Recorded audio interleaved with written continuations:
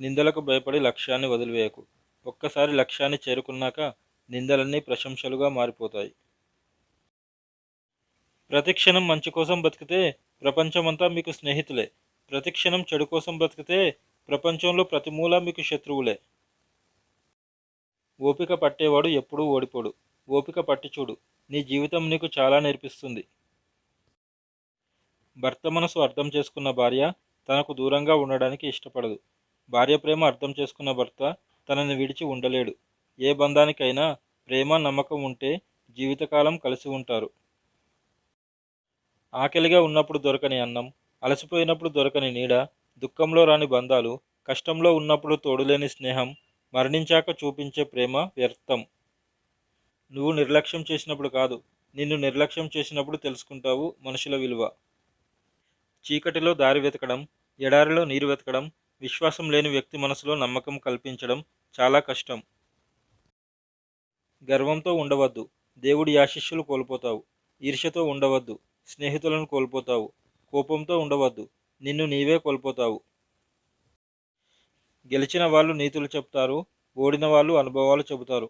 గెలిచిన వాళ్ళతో నీతులు చెప్పించుకోవడం కన్నా ఓడిన వాళ్ళతో అనుభవాలు చెప్పించుకోవడం మంచిది. చెడ్డవాడు అందరినీ మోసం చేస్తూ ఇతరుల కంటే గొప్పగా బ్రతకాలనుకుంటాడు. మంచివాడు తనకున్న దాంతో సంతృప్తి చెందుతూ తనకిష్టం వచ్చినట్టు బ్రతకాలి అనుకుంటాడు. క్షణంలో జారే ఒక మాట జీవితకాల బంధాన్ని తెంచేస్తుంది. అన్నం లేకపోవడమే పేదరికం కాదు, కుటుంబంలో ఆప్యాయత లేకపోవడం అసలైన పేదరికం. మనకు ఇష్టమైన దాన్ని, అలాగే కష్టపడి సంపాదించుకున్న దాన్ని అంత తొందరగా వదులుకోలేం. అది మనిషైనా డబ్బైనా.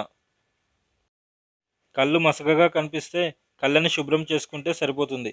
కానీ అందరూ తప్పుగా కనబడుతుంటే శుభ్రం చేసుకోవాల్సింది అంతరంగాన్ని. విలువైన వాళ్ళతో కాకుండా విలువ తెలిసిన వాళ్ళతో స్నేహం చేయడం ఉత్తమం. మాట్లాడిన తర్వాత ఆలోచించేదే అజ్ఞానం, ఆలోచించాక మాట్లాడేదే జ్ఞానం.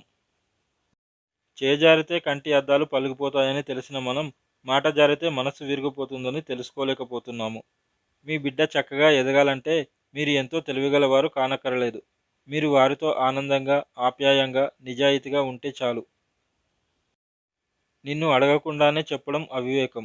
అడిగితే తెలిసి కూడా చెప్పకపోవడం అహంకారం. ఆకలి తీర్చని ఆహారం, ఆనందం ఇవ్వని ఆదాయం, ఆత్మీయత లేని అనుబంధం ఉన్నా లేనట్టే.